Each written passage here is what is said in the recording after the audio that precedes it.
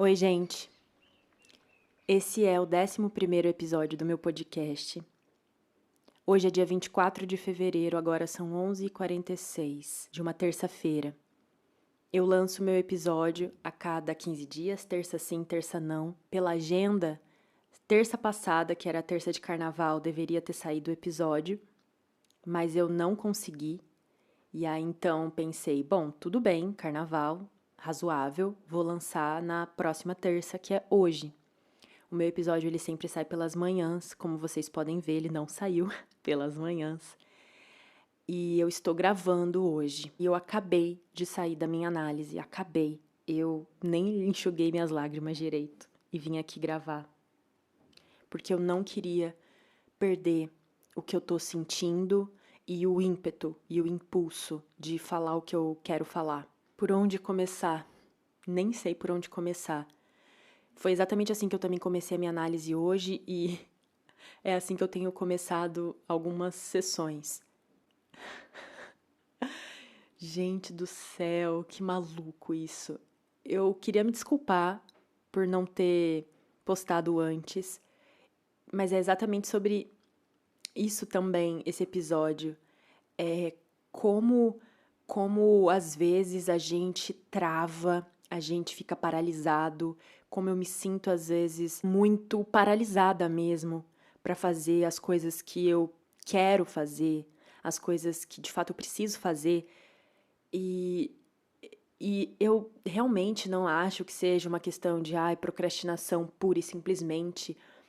Eu já tô grandinha o suficiente para saber que tem coisas que prendem a gente, que precisam ser olhadas com mais cuidado. Então, quero me desculpar com vocês, que são minha audiência, porque isso também é um compromisso com vocês, e saibam que isso não vai ser uma rotina. Eu realmente me comprometo e quero me comprometer com a constância e com as datas que são combinado, né, entre a gente. E eu queria vir aqui hoje contar para vocês sobre o espírito fedorento.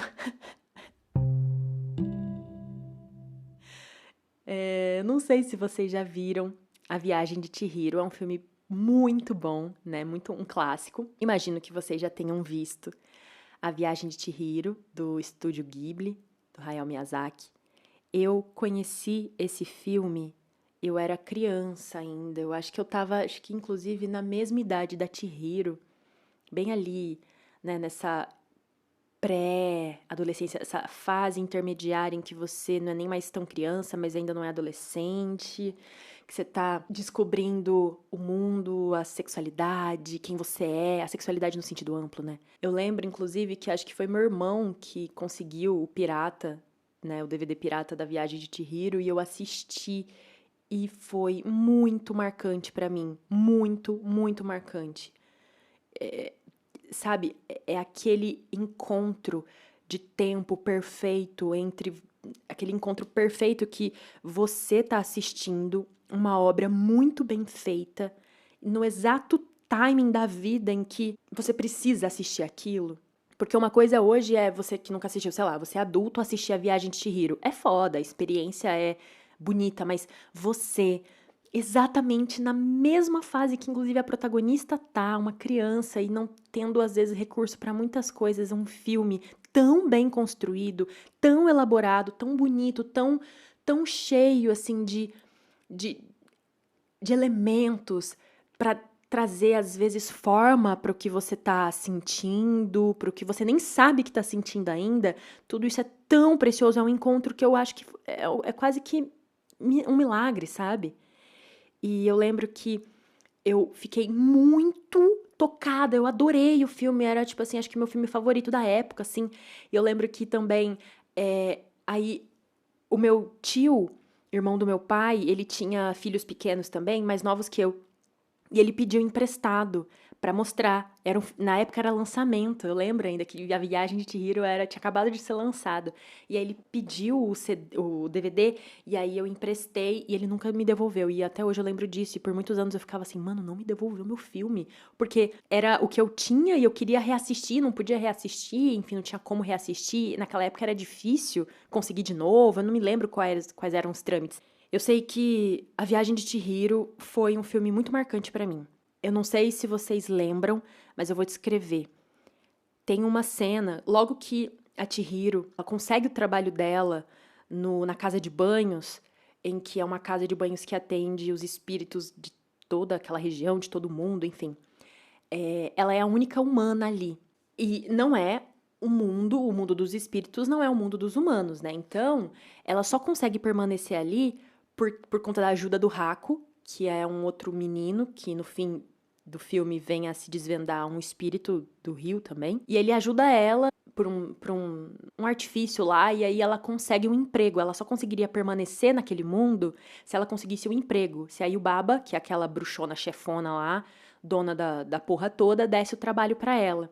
Ela consegue o trabalho, e aí ela começa a trabalhar, só que ela é humana, então assim, todo mundo tá pouco se fudendo pra ela, todo mundo não queria ela ali. Então ela começa pegando, e propositalmente as pessoas não ajudam ela, a maioria, né? Ela começa pegando, ela tem que limpar as salas onde tem os banhos. E aí ela começa pegando a sala maior, mais suja, sem ajuda, enfim, só dificultando o trabalho dela. E aí tem uma hora que chega um espírito fedorento. E ele é muito, muito, muito, muito fedorento. Ele é grande, ele é viscoso, ele é melecado, e é isso, assim, relembrem aí ou botem pra vocês verem, porque mais do que eu falar, é contagiante você ver que quando ele passa, as pessoas se arrepiam, sabe assim, arrepia do dedinho do pé até o fio da cabeça, arrepia até o pelo do cu. E assim, nesse nível, arrepia o corpo inteiro. Tem essa cena que é muito boa, que ele passa e aí mostra a Chihiro assim, inteirinha arrepiada e paralisada de tamanho fedor. Quando ele passa, ele apodrece até a comida. Onde ele passa, ele apodrece tudo. Ele é um grande monstro nojento, repugnante, fedido. Mas ainda assim, ele é um espírito e um cliente que está numa casa de banho e que quer o seu banho e tem direito a tomar seu banho. Então ele entra e aí e o Baba, a chefona, ela fala: "Ah, então vai lá, Chihiro, você que é humana, se vira aí com ele". Porque ninguém queria lidar com ele porque ele era fedido demais, ele era aquele cliente horrível que ninguém quer atender. Então deixa que a estagiária, né, deixa que a novata pega. E a Chihiro, não tendo muita escolha, porque ela precisava permanecer no mundo ali e salvar os pais dela e ela própria, vai e aceita e, enfim, conduz o espírito até a casa, a sala onde ele vai tomar o banho dele. Em determinado momento, desce a água com o banho e não é suficiente, porque ele é sujo demais, mas assim, ele é muito sujo. Gente, aquela sala é gigantesca. A Chihiro, ela é criança. E aí a proporção mesmo da imagem mostra que a sala é bem grande e o espírito toma... E aí a banheira é gigantesca. O espírito toma conta da banheira inteira e aí ele entra na banheira, a banheira imediatamente, que tinha água limpinha, fica podre. E aí desce mais água e nada resolve, porque ele é muito sujo. E aí vai descendo água, vai descendo água, vai descendo água, vai descendo água.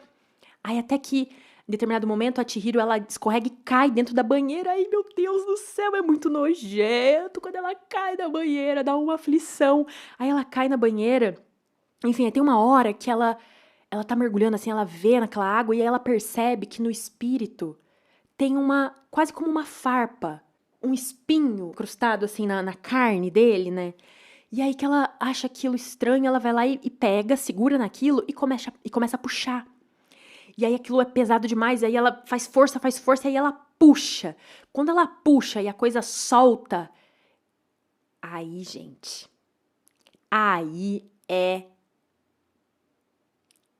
enxurrada de nojeira. enxurrada de nojeira. Ela tava puxando, na verdade, acho que um guidão de uma bicicleta, e aí tinha bicicleta, tinha um monte de objeto, e mais lama, e sujeira, e nojeira, e coisa porca, e tudo que vocês imaginarem.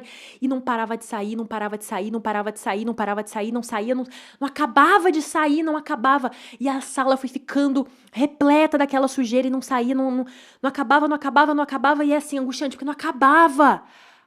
Até que acaba.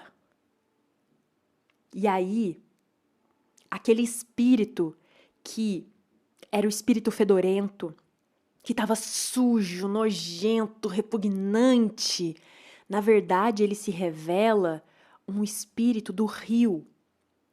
Ele fica fininho de novo, quase parecendo como um dragão, assim, com uma máscara na ponta, né? E ele tem a máscara, assim, o que era para ser a face dele, parecida com de um senhor, sabe? Bem velho, sorrindo, assim.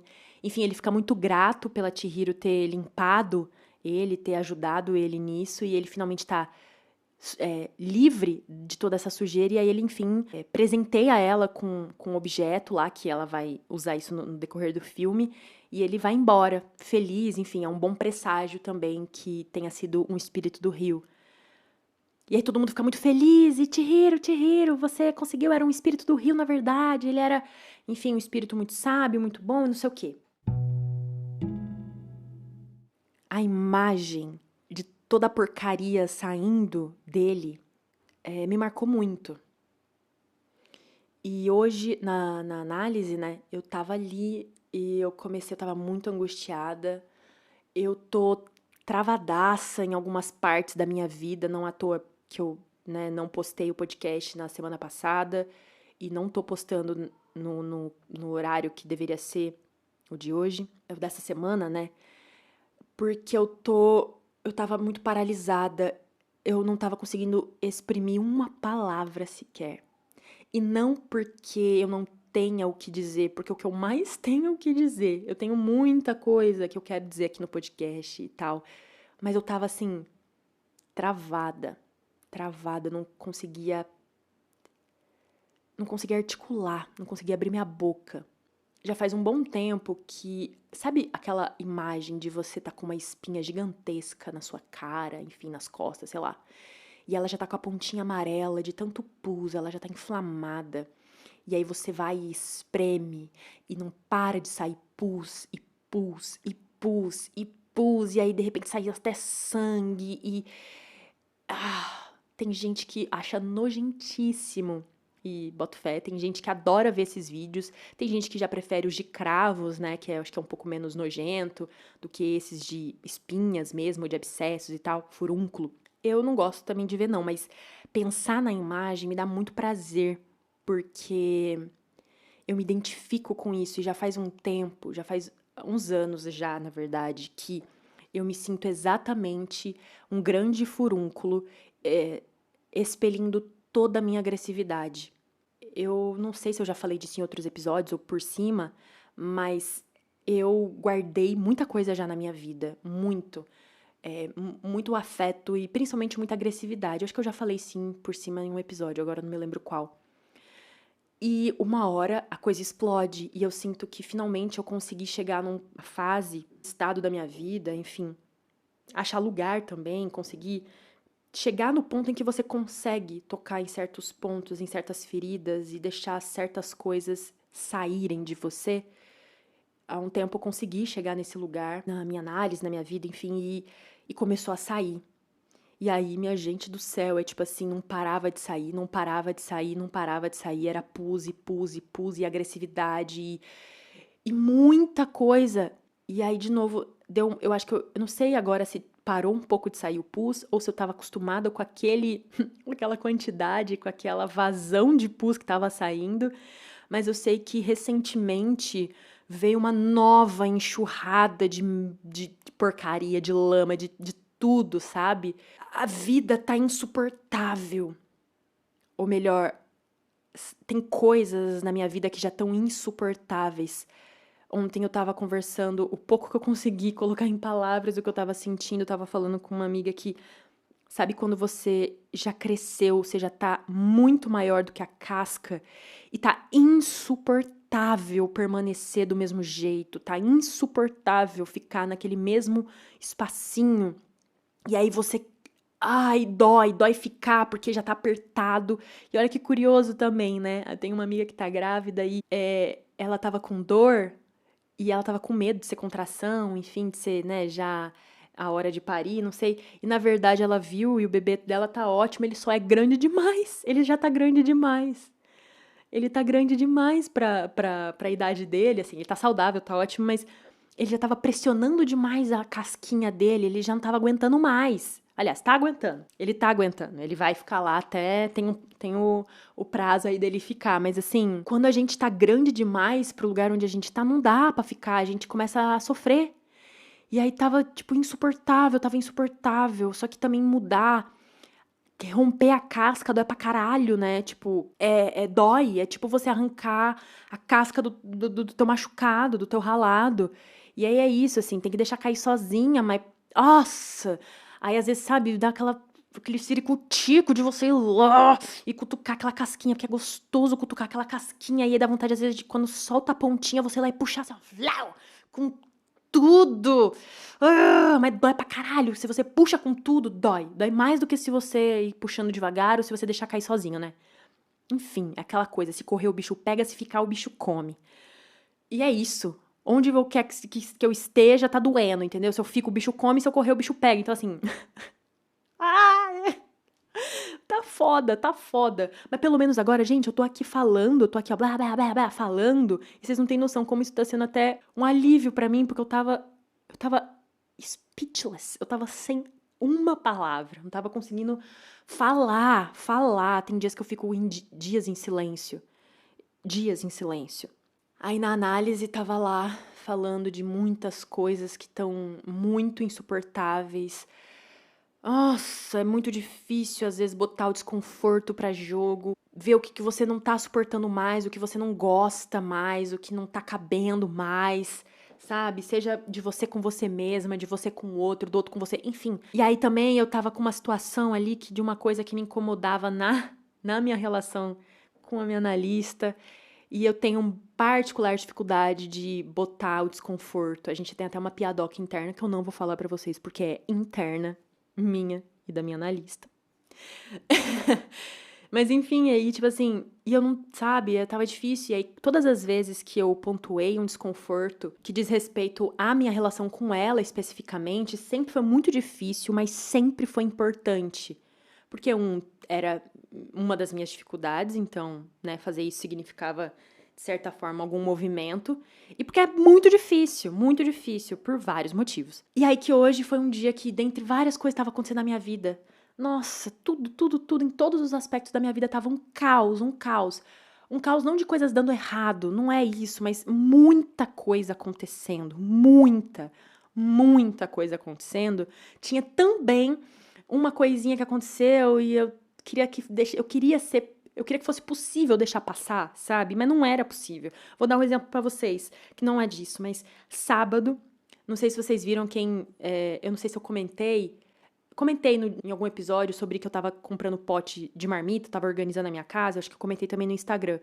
Enfim, faz algumas semanas que eu e o Léo, a gente tem feito marmitas todo domingo pra semana. E tem sido muito bom, tem sido, enfim, muito bom mesmo, muito prático durante a semana. Sábado a gente geralmente vai ao mercado pra comprar as coisas, os ingredientes. E aí esse sábado a gente foi ao mercado e quando a gente voltou, o Léo foi organizar, tava picando e limpando as carnes e ele tava só agilizando, né? A gente ia cozinhar mesmo no domingo. Aí então eu continuei meus estudos, que eu tava vendo uns vídeos e tal. E aí que ele me chamou e falou: Olha, a carne tá estragada. E eu falei: Sério? Deixa eu ver. Aí tinha uma parte que tava verde e fedendo. E aí ele falou: Vixe, agora, sabe? O que a gente faz? Será que o resto tá bom? Eu falei: Mas aí, né? Porque. Enfim, aí eu técnica em alimentos que fui, sei que se tá estragado num ponto, a chance de estar no resto também, mesmo que não esteja visivelmente, tá grande, não sei o que. Eu falei, vixe, agora, tal. E a gente, nossa, pior que agora, se a gente realmente não for comer, a gente vai ter que ir lá trocar. E eu falei, é verdade. E, tipo, não era só uma preguiça de, acabamos de chegar em casa, vamos ter que ir lá de novo. não sei, talvez ele fosse. Eu também tava com essa preguiça, mas era um cansaço de eu vou ter que fazer alguma coisa pra isso, sabe? Tipo, eu realmente vou ter que tomar uma atitude. Eu vou ter que fazer alguma coisa, tipo. E é isso, se correr o bicho pega, se ficar o bicho come. Tipo, se ficar, no caso, eu ia ter que comer aquela carne e correr o risco de comer a carne estragada. E que eu não ia fazer isso. Então eu ia jogar fora. Então eu ia perder o dinheiro. E que não é barato. Então, assim, não era uma possibilidade. Mas ir lá, tudo bem, vocês podem pensar, Bruna, mas era só ir lá. A solução seria trocar a carne. Sim, no fim, a solução foi essa mesmo, mas é ter que ir lá, é ter que enfrentar coisas, entendeu? Esse é um exemplo muito pequeno, mas cada um aí você pode se colocar, pensar na sua vida e nos teus desafios. Sabe aquilo que você tem dificuldade de fazer? Que é basicamente comprar as brigas pra te proteger, pra colocar os teus limites, coisas que você não aceita, sabe? E eu já deixei muita coisa passar na minha vida.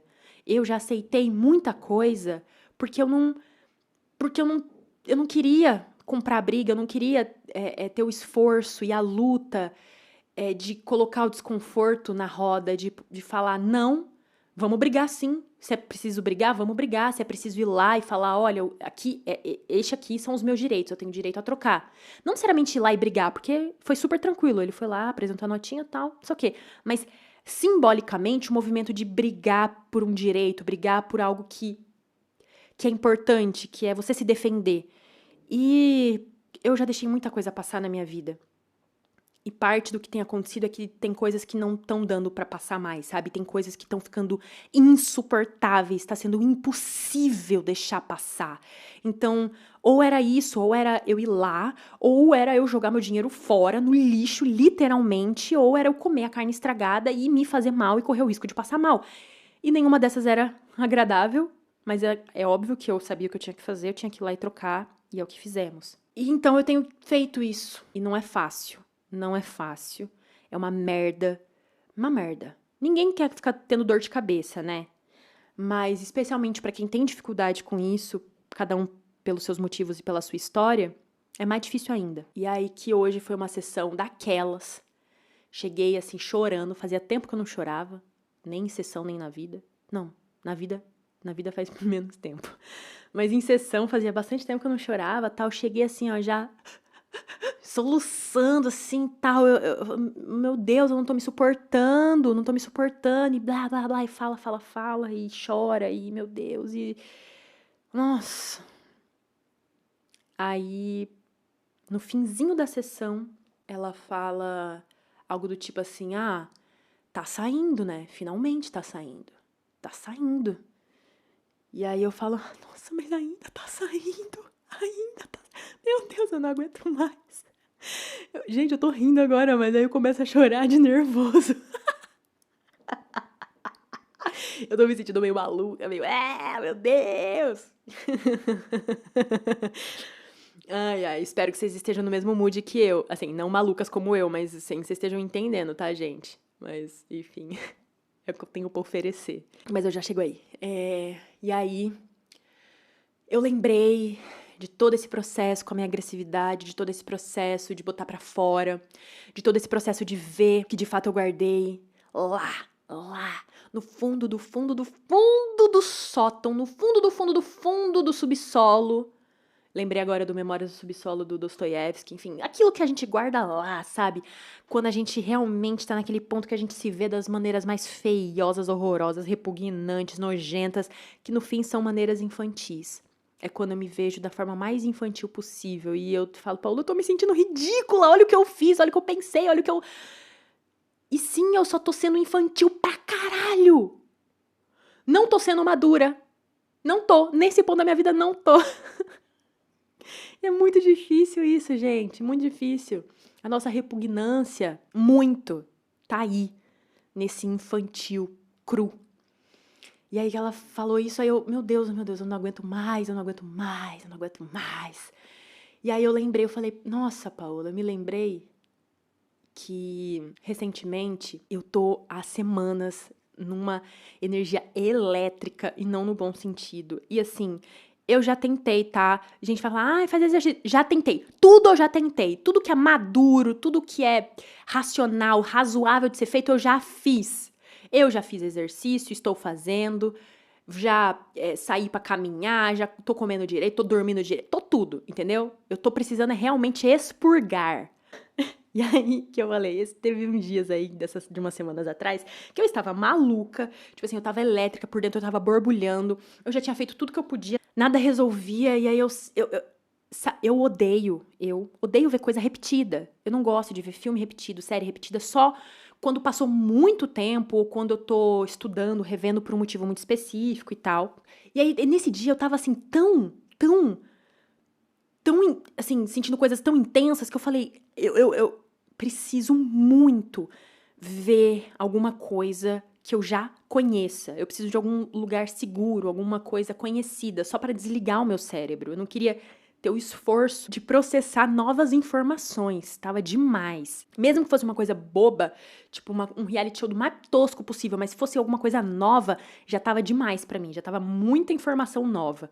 Então, eu sentei e pensei, eu preciso ver alguma coisa. E aí eu comecei a procurar os filmes que eu já tava careca de ter visto na minha vida.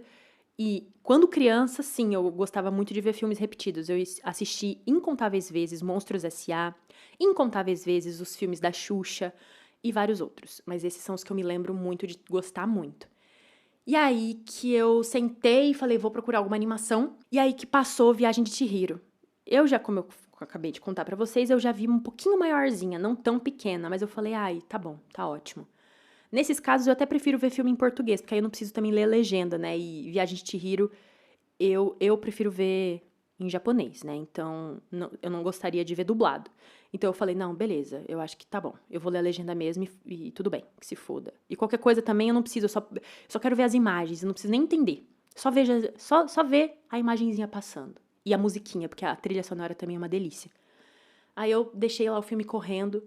E tipo assim, sabe, gente? As bombas explodindo, as minhas tarefas ali, todas atrasadas. Não todas, mas várias coisas que eu precisava fazer, tudo atrasado, eu não tava conseguindo. E aí a angústia de não estar conseguindo fazer, meu Deus, eu devia já estar gravando, já devia estar editando os episódios, eu já devia estar fazendo isso, eu já devia estar gravando aquilo outro, já devia estar resolvendo aquela pendência do negócio da clínica, já devia estar. Mil coisas na minha cabeça, fora realmente as angústias das minhas questões pessoais, desse grande transformação que eu tô vivendo e tal. E aí, beleza, eu só ficava assim, mano, agora só o que eu consigo é não fazer nada e ficar vendo essas imagens e ouvindo essa musiquinha. É só o que eu consigo fazer. E fiquei. E aí, veio essa cena. A cena que eu narrei pra vocês. Foi bom ver. Foi bom ter assistido o filme como um todo, relembrar em que exatamente ele me ajudou hoje, anos depois, ver o que ele fala, qual é a mensagem que ele passa e, e quais as sensações, mais do que uma mensagem organizada, assim, e essa aqui é a moral da história, né? Enfim, mas quais são as sensações que ele passa e que provavelmente eu captei outras coisas diferentes, enfim, quando eu era pequena, sabe? Quão importante foi perceber, ter vivido isso lá na minha infância. E aí eu tava na análise e falei pra ela, nossa, me lembrei dessa cena agora, né, que ela falou isso de que tá vindo finalmente, tá podendo aparecer o que eu sempre guardei. E aí eu lembrei, eu falei, nossa, narrei pra ela essa cena e falei, eu me lembrei disso. E aí eu falava, e não parava de sair, não parava de sair, até que uma hora acabou e o espírito se mostrou um espírito do rio. E aí, na hora eu me escutei, ela só repetiu, uma hora acaba. Plá. Cortou. Um belo corte lacaniano, nos vemos na semana que vem. Eu fiquei assim, em silêncio. Por fora, né? Porque por dentro eu tava assim. Porque eu encontrei uma imagem, alguma coisa fez algum sentido. E eu falei, meu Deus, eu preciso agora. Eu tenho costume de, às vezes, anotar algumas coisas, então eu anotei. Até vou ler pra vocês o que eu anotei. Cena da viagem de Chihiro. Ela puxa algo do espírito fedorento. Entre parênteses, ela é humana, porque eu já falo disso aí. e começa a sair tudo. Não para de sair, não para de sair, até que uma hora acaba. Uma hora acaba. E aí eu falei, meu Deus, eu preciso gravar meu episódio agora. Eu preciso gravar meu episódio agora. Por quê? Porque não é que eu não tava fazendo as minhas coisas, tava as coisas atrasadas, eu pensando, meu Deus, eu tenho que gravar o episódio, tenho que soltar o episódio. E pensando, ai, acabou-se, não, então é isso. Não, gente, eu tava ali tentando, forçando alguma coisa. Ontem eu passei o dia, muitas horas, eu tenho as divisões das tarefas, né? Então, fiz outras coisas, mas tava o tempo todo com isso na cabeça, né? Putz, do que eu posso falar? Pra tentar, então, destravar. Beleza, tá travada criativamente, e não era só criativamente. Esse é o spoiler, né? As pessoas falam, ai, travas criativas, o que você pode fazer pra resolver? Muito disso funciona, mas muito disso, gente, é balela. No sentido de que cada pessoa é uma pessoa. Cada pessoa precisa primeiro reconhecer aquilo que tá te travando, porque às vezes os teus motivos vão ser... pode parecer o mesmo motivo da outra pessoa, do tipo, eu não tô conseguindo executar aqui meu trabalho criativo porque eu tô travada. Mas por que você tá travado? Às vezes o seu motivo é muito diferente do motivo do coleguinha. Então, não necessariamente essas coisas, essas dicas assim criativas me ajudam, porque eu sabia que a minha questão era muito psíquica e muito a ver com esse turbilhão de coisas que eu tô vivendo. Mas aí eu tava tentando, né? Puta, tá, eu não tô conseguindo então falar. Porque eu tinha um roteiro que eu queria falar, que era pra sair lá na terça de carnaval, que era sobre festa, sobre carnaval. Não consegui, falei, ai não. Então eu falei, quer saber? Eu vou falar então de outra coisa, que eu tô mais afim, assim, né? Deixo o processo mais prazeroso, mais fluido e fácil. Também não consegui falar. Falei com umas amigas, tô bolando um roteiro que vai ser sobre tal tema. Não vou falar também pra não criar expectativas em vocês, porque eu não sei se ele vai sair no próximo ou ainda quando. Mas assim, tá, mudei de ideia. No fim, ontem eu falava, gente, não vai sair. Esse tema não vai sair agora. Porque parte também da premissa desse podcast não é só uma pesquisa, não é só eu lançando aqui várias teorias para vocês, informando vocês e com toda essa curadoria e tal, e tipo de referência, não sei o quê. Não é o objetivo. É a gente conversar, é ser um pouco mais despretensioso. É claro que é um trabalho, é uma forma de eu articular e mostrar pra vocês o que eu penso e tudo mais, mas eu prezo muito por ainda manter esse nível de intimidade. Então, assim, eu sabia que tem coisas que não saem, assim como uma relação, assim como na análise, tem coisas que demorou pra sair, entendeu? Numa relação, tem coisas que você só consegue tocar naquele assunto com a tua amiga, com, sei lá, com o teu namorado, com a tua namorada, com o teu pai, com a tua mãe, com o teu vizinho, enfim. Depois de um tempo, tem coisa que não vai ser agora, por mais que você queira que fosse agora. Enfim, então assim, eu aceitei. Falei, ok, Bruna. Não vai ser esse tema. Então o que você pode falar? Vamos destravar? Então, do que você quer falar agora? Fala. Fala do que você quer falar. Entendeu? Você não tem compromisso, assim, você não tem certinho, ninguém sabe do que você vai falar, então fala sobre o que você quiser. Gente, olhei aqui pra minha estante, vi todos os livros, falei, não, o que eu gosto de falar? Gosto de falar de poesia. Peguei meus livros de poesia. Aí eu li vários poemas, li vários livros, né, várias poesias de vários livros aqui que eu tenho. Mano, nada. E não é que nada, eu não pensava em nada. Eu pensava em várias coisas, mas nada que eu quisesse de verdade falar, meio que pra desentupir. Olha lá, tudo isso eu tô caminhando pro mesmo universo, assim, dessa coisa de desentupir, tá entupido. Enfim, eu não conseguia desentalar, sabe? Tinha coisa, mas não saía, tava entupido mesmo.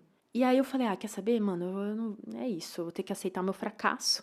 E o meu fracasso era descumprir esse acordo estabelecido com vocês, que são minha audiência, de postar hoje, né, que deveria ter postado de manhã e tá, hoje é terça-feira, né, que é o dia que eu tô gravando, que era o dia que ele deveria ter saído. É isso, eu vou ter que aceitar que esse fracasso aconteceu, que eu falhei. Tudo bem, né, fazer o quê? Paciência e aceitar as consequências disso, que é, às vezes, por exemplo, gerar uma certa insegurança em vocês. Não tão assim, nossa, olha lá, Bruna, meu Deus, quem é ela, não sei o quê, porque eu também não sinto que eu sou tão importante assim.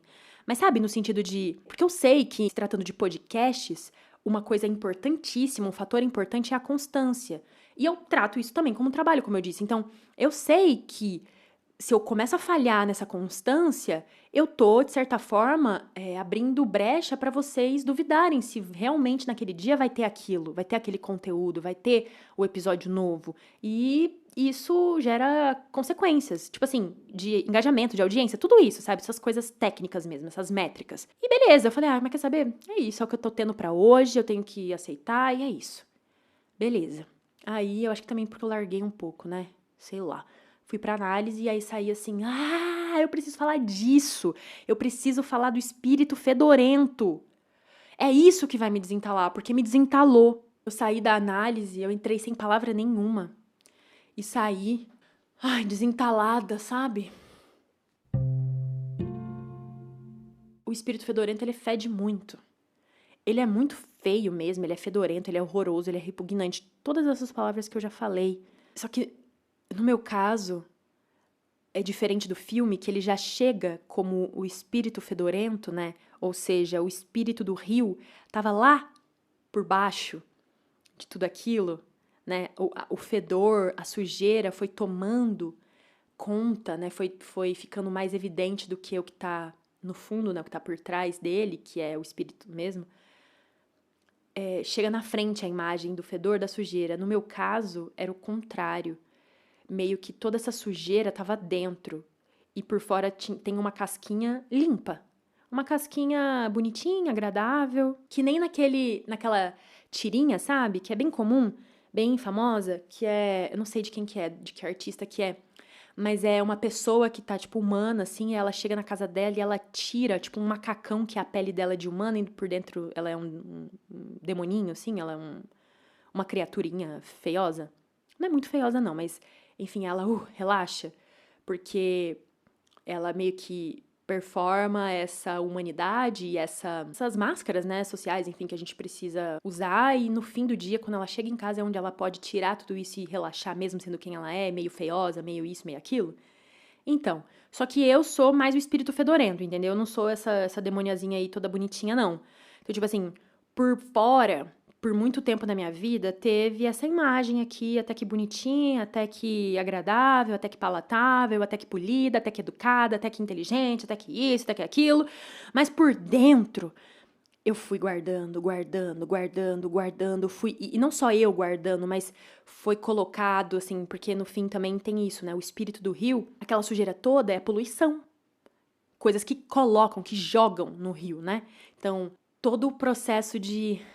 Cara, que bizarro! Tô tendo vários insights agora.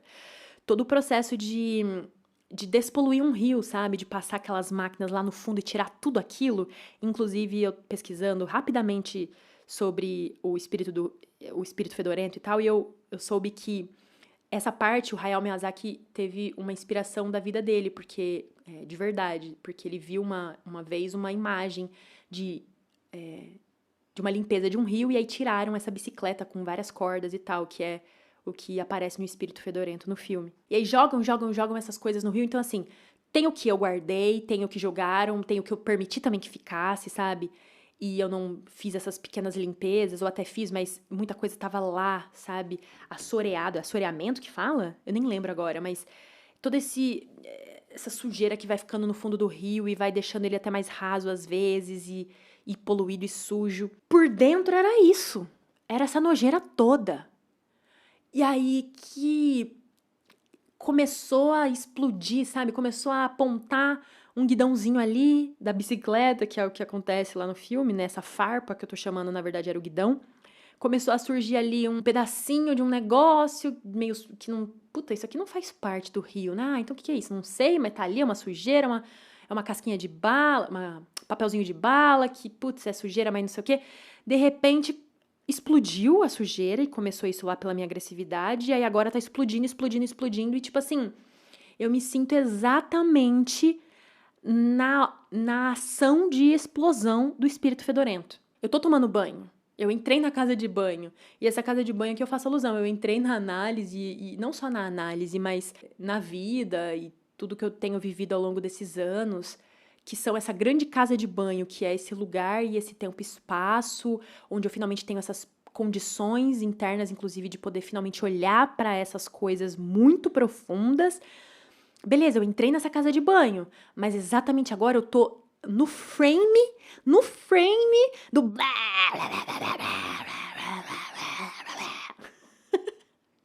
eu tô no frame que não para de sair, não para de sair, não para de sair, não para de sair, não para de sair. É lama, lama, lama, lama, lama, é sujeira, sujeira, sujeira.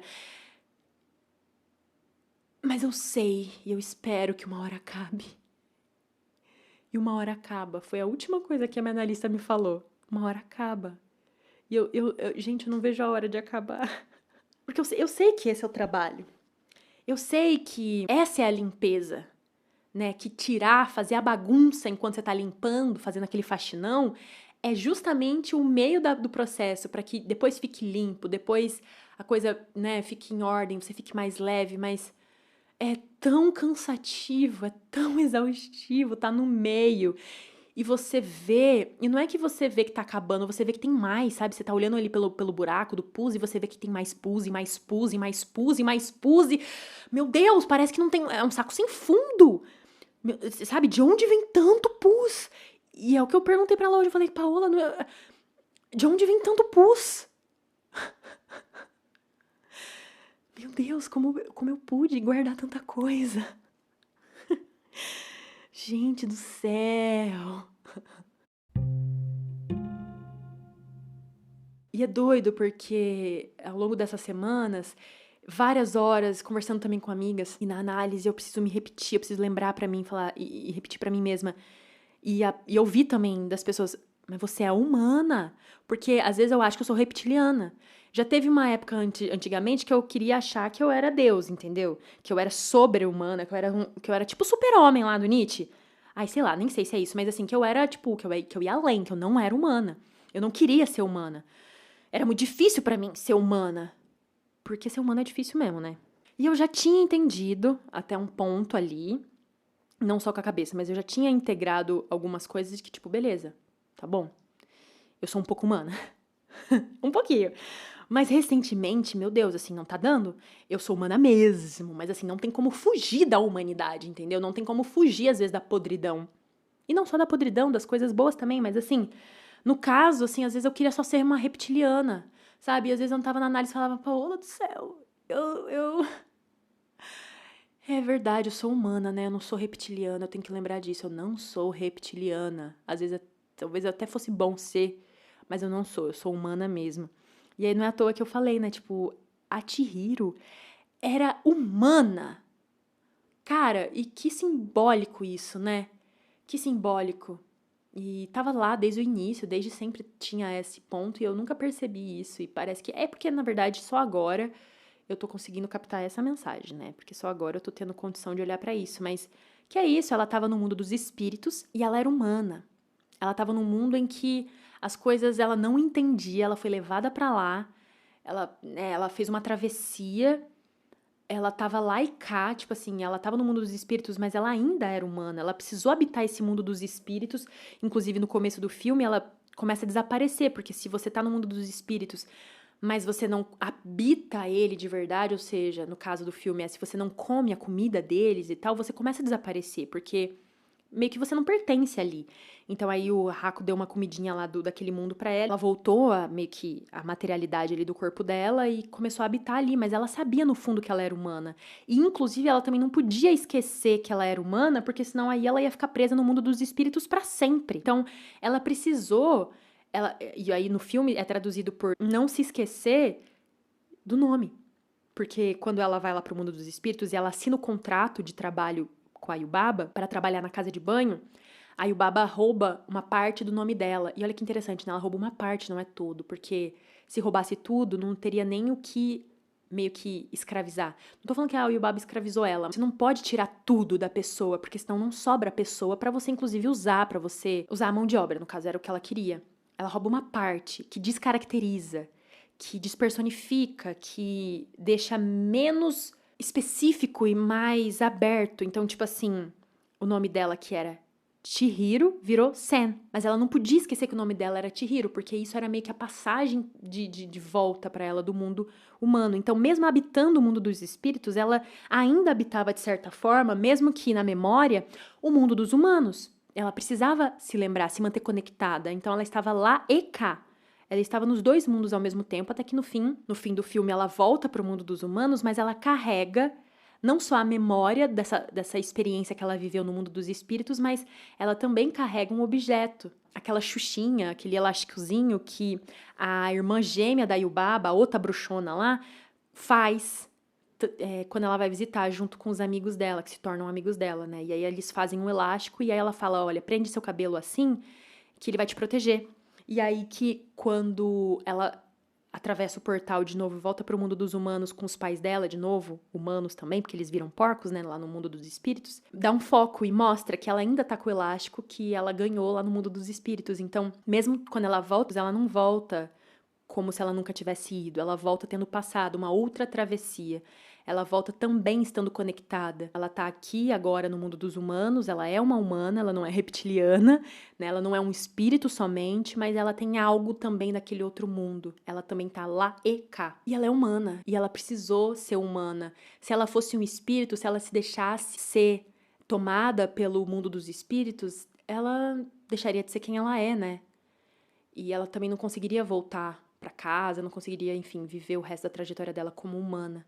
E aí isso me pegou, porque, tipo, ela é humana. Enquanto eu falei isso, né, lá na minha análise, eu me escutei e falei, caraca, não tem como fugir de ser aquilo que a gente é. Não tem como fugir de ser humana, né? Eu posso querer ser reptiliana, mas não vai ter como. Eu vou ter que fazer uma elaboração disso, uma elaboração do que é estar nesses dois mundos. No meu caso, esse mundo que eu tô chamando aqui, tem o mundo dos humanos e o mundo dos espíritos. No meu caso, é um mundo que eu ainda tô dando palavra pra ele, gente, não sei, mas eu me sinto às vezes transitando muito e muito profundamente entre esse mundo muito subjetivo, muito das profundezas e muito sem palavra, muito desordenado, muito caótico, que é pura potência, é pura energia, sabe? É só a coisa, é só um movimento, eu não sei, eu tô fazendo uma expressão aqui com as minhas mãos pra tentar mostrar, mas não consigo, mas é só a pura potência, que não tem forma. E ao mesmo tempo esse mundo que é o que a gente conhece, é o que a gente fez dele, né? Esse mundo civilizado, o mundo com a linguagem, o mundo que a gente constrói coisas, o mundo que a gente faz, a gente realiza, a gente precisa ordenar de certa forma. Isso que não tem forma, isso que é só essa energia, tô chamando assim, mas inclusive cada um vai chamar de uma coisa, a psicanálise tem muitos nomes pra isso também, tem a pulsão de vida, tem o desejo, tem o blá blá blá, não sei o que, o erótico, não sei o que. E isso que eu tô falando agora também é uma boa introdução, um bom fio, um gancho pra um episódio que eu vou fazer sobre o erótico. Tem a ver com isso, com desordem e ordem, mas é esse mundo em que a gente organiza de alguma forma, com alguma forma, né? Isso tudo que a gente sente. E eu me sinto às vezes meio maluca entre lá e cá, sabe? Habitando os dois espaços. Não é bem espaço, mas habitando esses dois mundos, esses dois lugares. E eu sei lá, eu sei que pessoas, no geral, por serem humanas também, vivem isso, que é esse constante trânsito entre aquela sua interioridade, aquela sua subjetividade, aquilo que te compõe, aquilo que te faz ser você, você, com o teu nome, exatamente esse seu nome, e aquilo que tá fora de você, ou aquilo que o resto da vida, do mundo, sabe? Eu sei que somos humanos e, portanto, a gente vive nesse trânsito. Por outro lado, eu acho que se intensifica isso pelo fato de eu ser artista, sabe? E por me interessar por isso também. Então, não é só eu vivendo isso porque eu sou humana, é porque talvez eu não sei se é também isso, se, então só porque eu sou artista eu vivo isso de uma maneira mais intensa. Não sei se é isso, mas eu sinto que o fato de trabalhar com isso, com a matéria de sonho, com matéria de isso que é subjetivo, isso que é indizível, isso que é essa sensibilidade, sabe? Com a própria sensibilidade, intensifica tudo, sabe? E às vezes eu fico, meu Deus, meu Deus. Eu queria muito vir falar disso, do espírito fedorento, porque eu me sinto às vezes muito fedorenta. Eu tava me sentindo muito fedorenta, eu tô me sentindo ainda muito fedorenta, e eu tô me vendo, como eu falei, né, em lugares muito infantis. E, e eu tô batendo no meu ombrinho também, a minha analista também tá batendo no meu ombrinho, minhas amigas também estão batendo no meu ombrinho, tipo, tá bom, Bruna, tá tudo bem, você é humana, né? No fim, você é humana. Mas às vezes me dá ai meu Deus, tipo assim, tipo, tá bom, mas então. Porque às vezes parece inadequado, sabe? Parece que a gente já deveria estar sabendo de certas coisas, a gente já deveria estar maduro em certos pontos, a gente já deveria, sabe? Deveria. E eu sou, às vezes, muito... Às vezes não, eu ainda sou muito ligada ao ideal. Muito eu já desconstruí, mas o ideal me pega em pontos muito específicos, sabe? Minha vontade. E isso muito tem a ver com erótico também. Ai, eu tô muito... Ai, vou contar. Era o episódio que eu queria gravar, que tava travado e eu falei, ai, não vai sair. Tô parecendo aquelas pessoas, né? Não, vou guardar segredo, tá? Daqui 2 minutos eu tô contando boca de sacola. Mas é isso, é porque eu tô, né, tô muito às voltas com esse tema e tava estudando muito também pra fazer o episódio, mas porque eu tô na vida também pensando muito sobre isso. Tem a ver com erótico, porque numa parte do texto da Audre Lorde, ela fala que quando você entra em contato com o erótico, e vocês vão saber o que é o erótico, enfim, o que ela define por erótico, lá no episódio, tá? Quando a gente entra em contato com isso, é tão potente, é tão intenso, e ele também vem desse lugar meio caótico, sem forma, desordenado e não sei o quê, que muda realmente os seus parâmetros. Você sabe agora que você consegue alcançar aquele patamar, aquela capacidade de satisfação. Então, você coloca, inclusive, em xeque todas as suas outras experiências. E aí ela fala num ponto que você fica exigente, nós ficamos exigentes. Ah, eu vou ter que ler, peraí. Uma vez que experimentamos a plenitude dessa profundidade de sentimentos e reconhecemos o seu poder, em nome de nossa honra e de nosso respeito próprio, olha, em nome de nós mesmas, pela gente que a gente faz isso.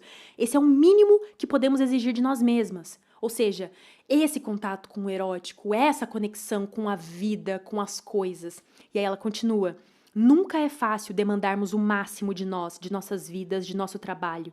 Encorajar a excelência é ir além da mediocridade estimulada pela sociedade. No entanto, sucumbir ao medo de sentir e de trabalhar no limite de nossas capacidades é um luxo ao qual apenas os sem propósitos podem se dar. E os sem propósitos são aqueles que não desejam guiar seus próprios destinos.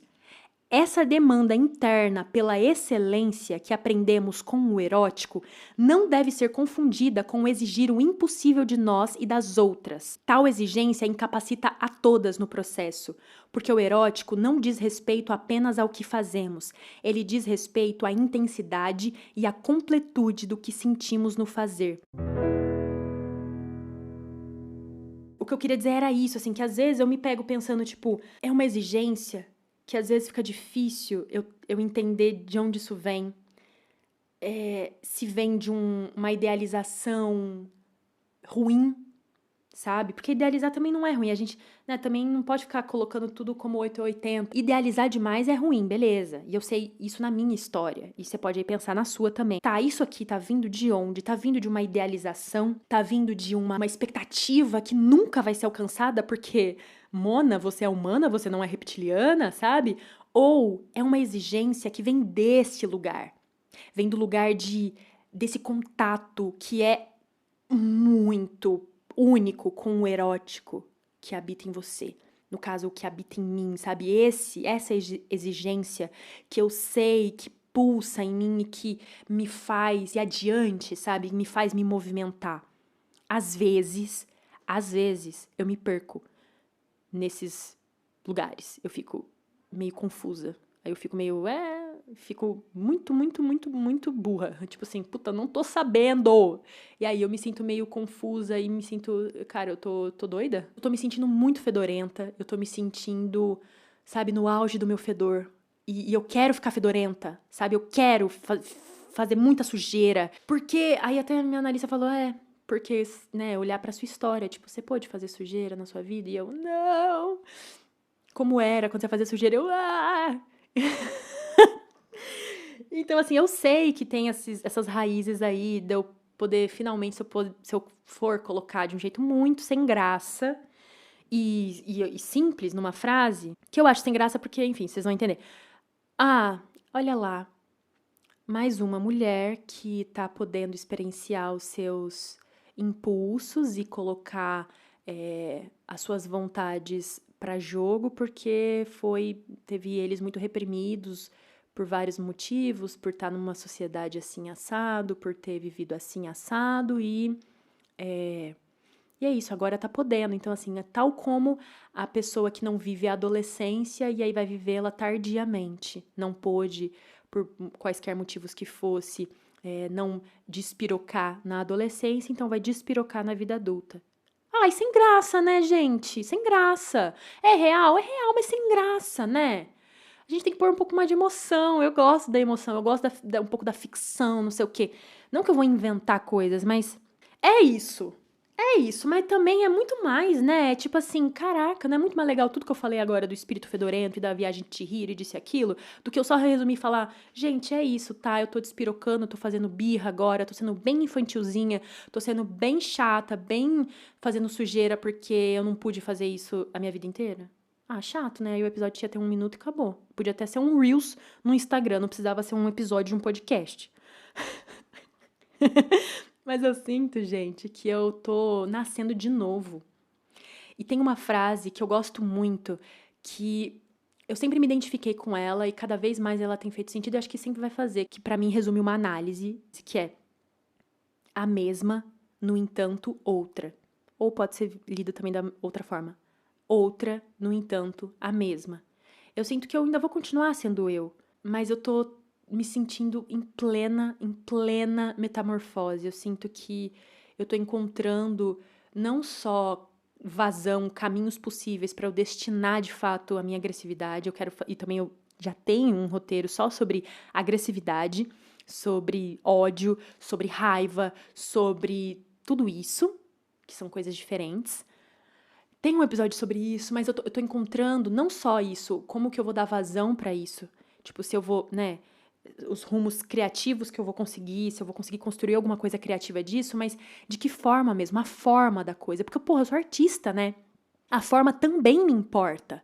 Então, encontrar um meio autêntico, essa palavra tá também alta agora, né? Mas encontrar um jeito que eu me sinta confortável de me expressar, de falar, de contar as coisas. E acho que, inclusive, isso que eu tô fazendo agora, mesmo sem eu querer, eu não tô fazendo isso de propósito, tá? Não tô falando que eu tô testando isso, mas acaba que é um teste do tipo, eu tô aqui falando de um jeito mais passional, de um jeito mais solto, inclusive esse aqui não tá sendo roteirizado, não foi roteirizado, foi exatamente o que eu falei, gente, eu saí da minha análise, eu estou de pijama, sentei aqui, nem sequei minhas lágrimas e vim gravar, porque eu precisei gravar agora, tal como aquele episódio que também não, que foi muito, assim, fluido e que ele foi mais denso, né, que foi o da arte, utopia e trabalho, o que te sustenta, que naquele dia eu tava muito mal mesmo, mas eu tô aqui, sabe, tentando encontrar, tô aqui na minha vida, né? Tentando encontrar meios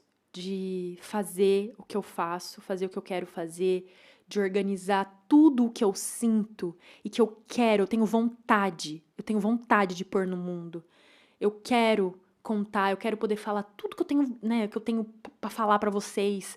Tipo, todas as minhas ideias de roteiros, nem sei se, né, enfim, tudo.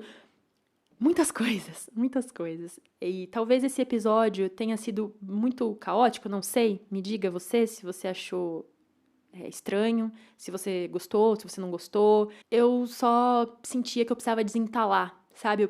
Eu mesma precisei vir, tal como a Chihiro, e puxar essa grande farpa de dentro de mim. E que, cara, que bonito, que simbólico que é isso, porque ele era um espírito do rio, gente. Ele era um espírito do rio.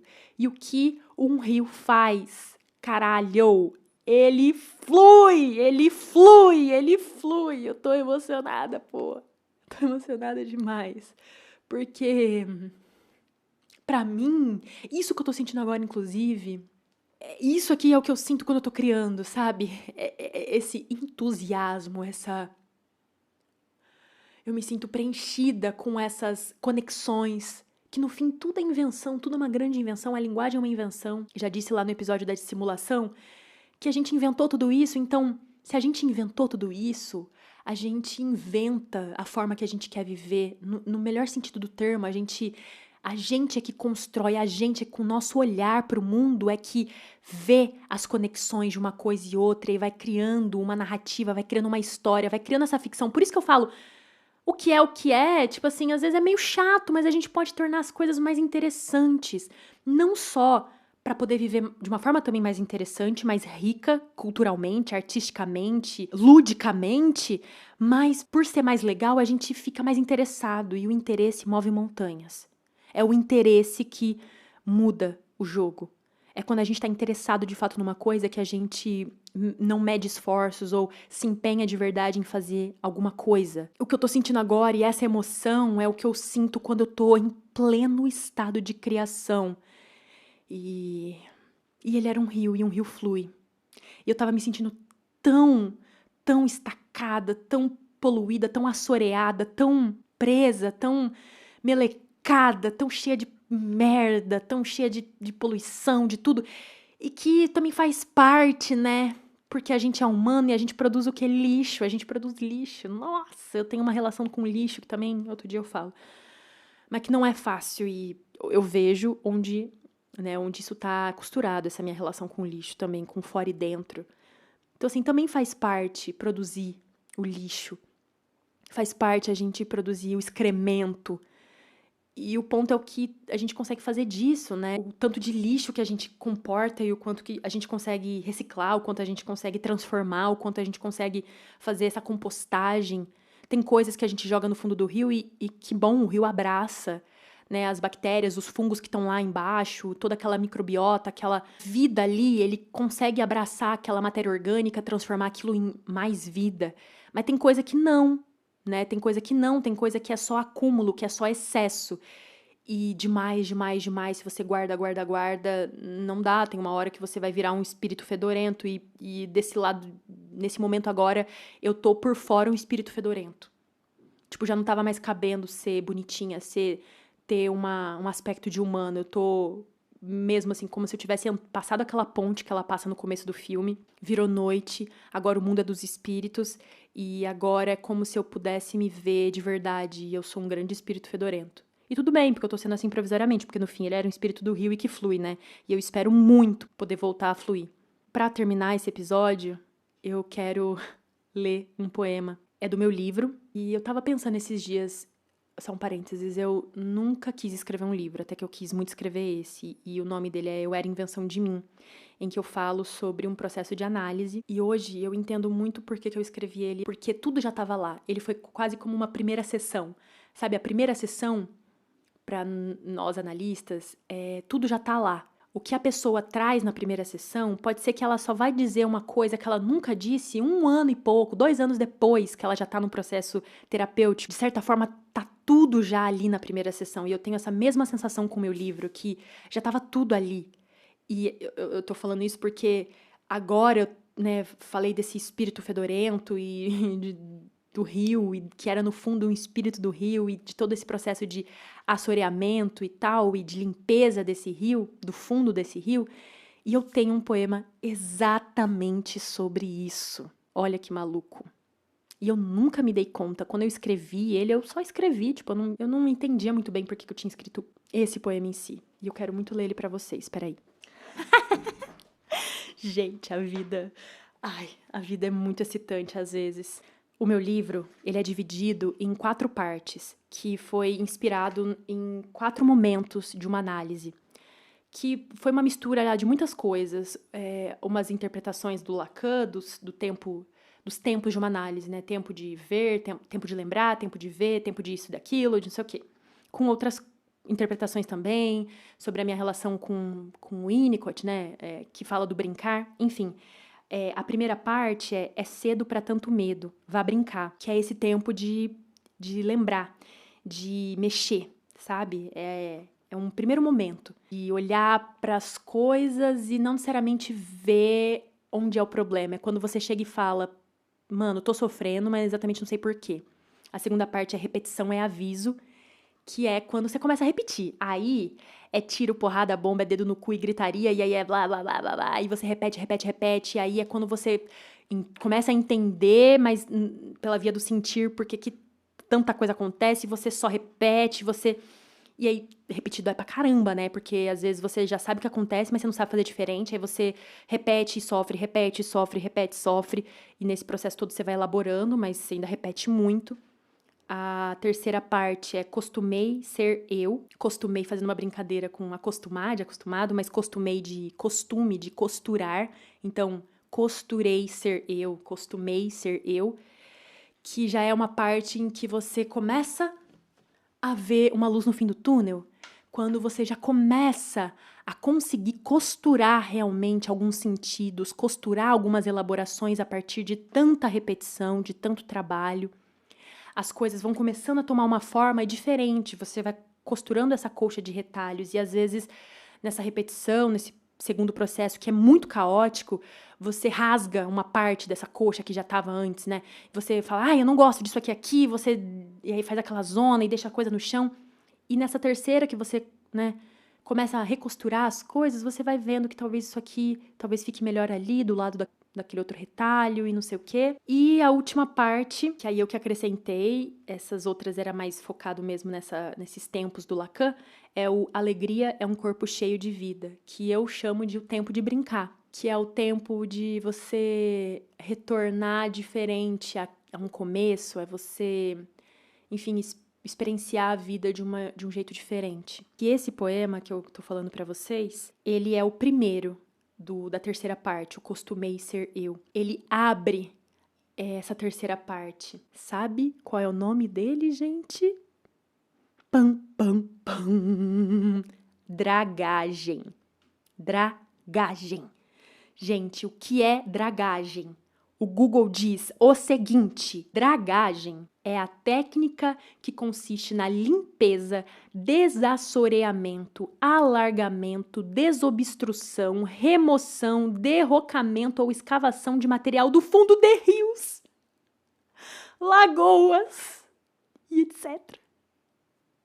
Se você colocar dragagem no Google, você vai ver que é exatamente! A máquina faz exatamente, é muito igual à imagem do espírito fedorento. Porque, claro, né, o espírito fedorento é inspirado nesse processo de limpeza do rio, mas, gente, eu não sei vocês, eu fico maravilhada com isso. Maravilhada. Pra mim, aqui, eu fiz poesia pura. Sabe, com a minha vida aqui, com todos esses sentidos. E aqui eu criei uma peça inteira, eu criei uma narrativa, eu criei tudo aqui, ó. Eu já tô feliz demais, eu espero muito que vocês estejam sentindo isso comigo. Vou ler pra vocês. Dragagem.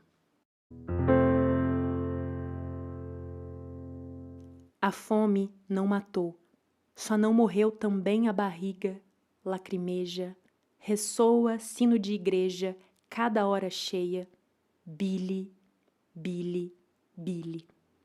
O sono não apareceu. Descobri mais tarde, dormia com outra, e eu querendo um beijo, uma foda talvez, meus pés quentes. Em fissura por drogas que não uso, os pés fincados n'água, espero represa romper, lavar o fundo, e quem sabe eu veja fósseis. Eu espero represa romper, e ela rompeu. Tá lavando tudo. E quem sabe eu veja fósseis, né? Se você gostou desse episódio, manda ele pra alguém que você acha que vai gostar. Não se esquece de seguir aqui e avaliar o podcast. E a gente se vê no próximo episódio. Tchau!